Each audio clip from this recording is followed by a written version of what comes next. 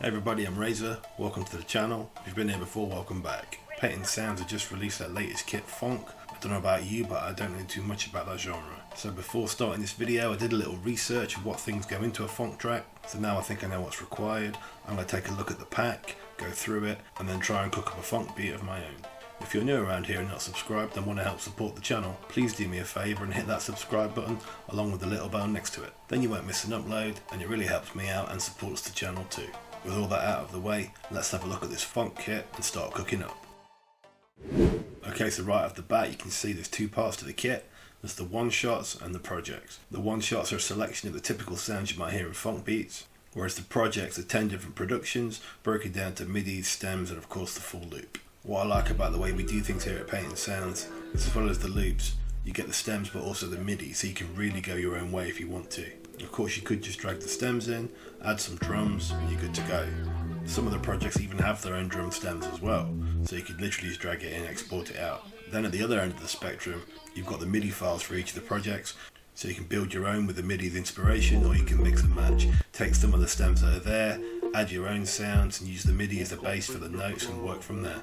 I think that's probably what I'm going to do in this case, because from my Phonk research, some of the main elements of a Phonk beat are obviously the iconic cowbell sound, hard hitting drums, and they very often have a vocal sample in there, often distorted or EQ'd out, and most of the projects in this kit do come with a Vox, but it's not particularly difficult to find your own on YouTube if that's the way you want to go. It's also a good way of personalising the project so it doesn't sound like everybody else's. In fact, I've got something in mind for this project. You're probably going to recognise it when you hear it, but stick around to the end to see what it sounds like in the beat.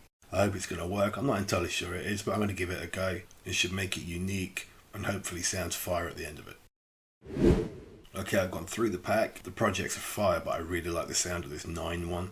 It's got some elements I'm not going to use, such as the drums and the Vox, but I really like the sound of this 808 and also the cowbells. So that's what drew me to this project. Okay, so I'm going to start off by dragging in these two cowbells.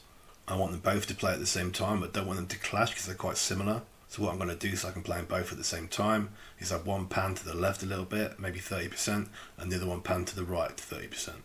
That's going to make the sound a little bit wider as a whole, but also mean they're not going to clash quite so much.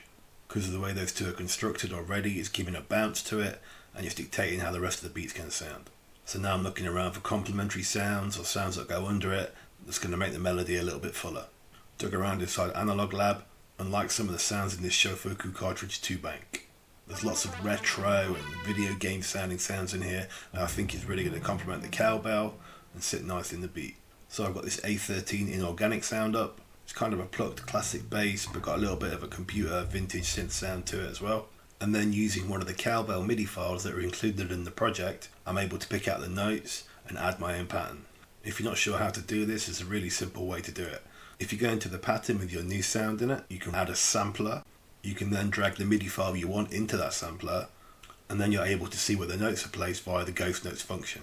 It's just a nice little easy way to see the notes that you want, and it gives you a nice bass to start off with. That's exactly what I did here and came up with this pattern for the bass.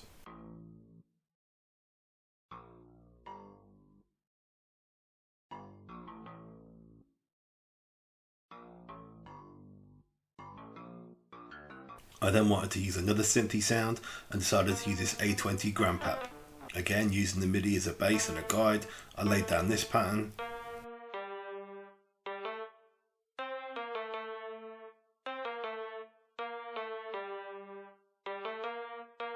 And here's how the cowbell and the synth sound together.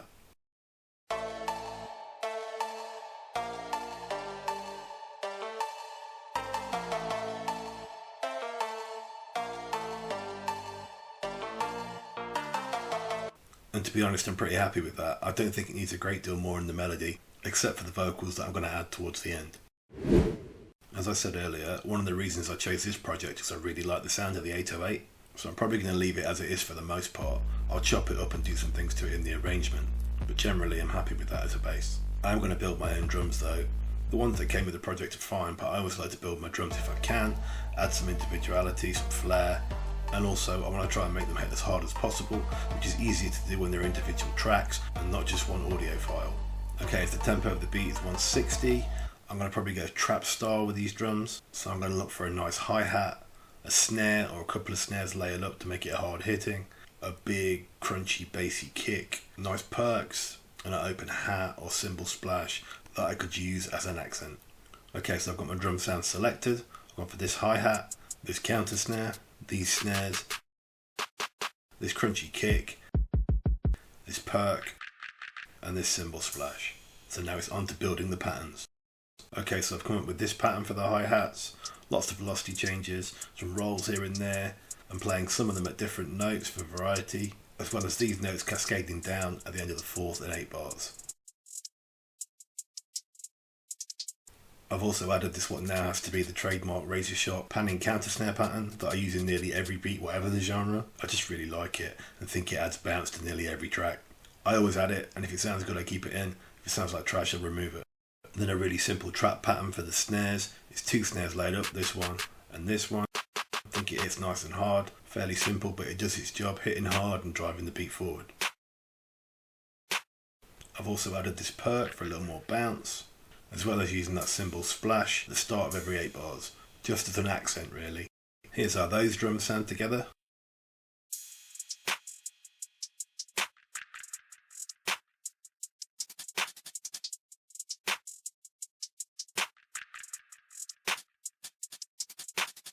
Already they're sounding nice and bouncy, and they're going to sound nice with that melody. Now it's onto the kick to go with that 808 file.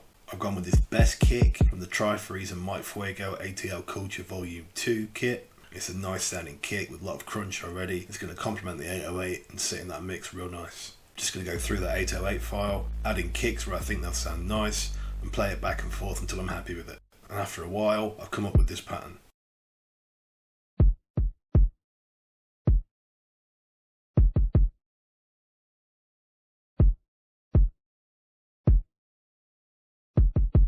Here's how the 808 and kick sound together.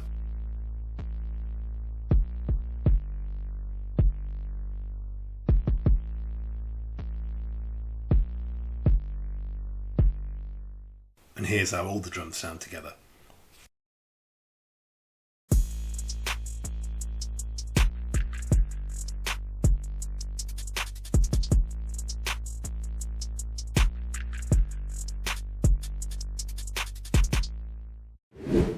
Okay, so after that, I'm going to add the vocal, and like I said earlier, I'm going to try and go for something a little bit different. Most people on here will have heard the Louis Theroux rap already. He did it on one of his Weird Weekends show back in the 90s, I think. But he's also done it on Radio 1 Extra, Chicken Shop Date, and a few other places. So I dug around and was able to find a decent version of it without a backing track that was too loud.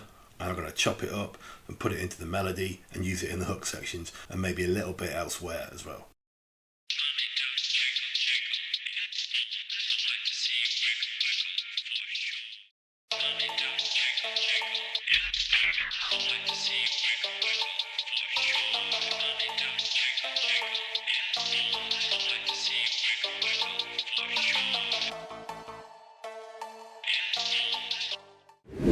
So when it comes to processing and effects for all the elements in the melody, I didn't really do a great deal to the cowbells. I already talked about panning them left and right 30%, and other than that I added this EQ to the first one, this EQ to the second one, just to remove any low end mainly, fairly simple stuff.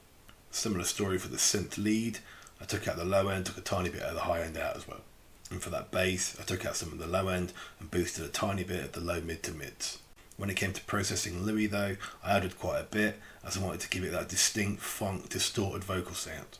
First I added this Vibes plugin that I add on vocals quite a lot. I went for the special chain preset because I like the damage it does. I turned off the texture and turned off the verb though. After that I added an EQ and went for the old telephone preset as that washes it out quite nicely and keeps only the high end, which is what I was looking for. I also added this M Rhythmizer, which is a bit like Gross Beat, but cheaper. I think it's like £10 for the whole thing. I don't have Gross Beat as I've only got the producer edition of FL, and that doesn't include full Gross Beat, just the trial version. There's all kinds of mad stuff you can and can't do with the trial versions. You can't save it, you can't reopen it, all kind of madness. So I just bought M Rhythmizer instead. It's basically the same. It's £10, happy days. And with this, I added a gate, which I'm then going to automate on and off at certain times in the beat, just to give it a stutter effect. Finally, I've added wider, just to give the vocals a bit more width. Okay, we've got everything we need for the full beat now. Okay, I'm here in post-edit. The video's already pretty long. I've realised if I add in the full arrangement like I was going to, it's going to turn into Lord of the Rings, and no one's got time for that. So what I'm going to do to keep it as short as I possibly can is play the full beat and encourage anybody with any questions about the arrangement to leave them in the comments, and I promise I'll get back to you and explain what I can. So here's that full beat.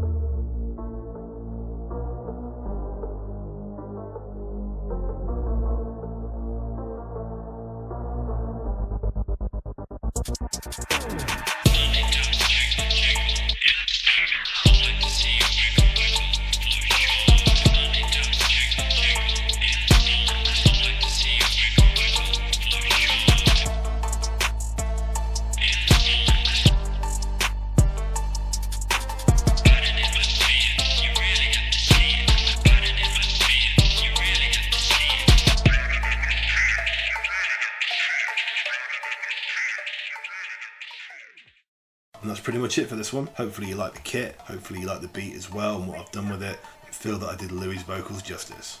Let me know in the comments what you thought of it, and if you found any of the tips etc helpful, please let me know, as I'm always interested to see if what I think are useful tips others find useful as well. Finally, if you're new around here, not subscribed and got something out of the video, please consider hitting that subscribe button and the little bell next to it so you won't miss any more uploads in future. I'll leave some other videos from the channel here and here, but other than that, I've been Razor. Until next time, stay safe, be productive, and I'll catch you on the next one.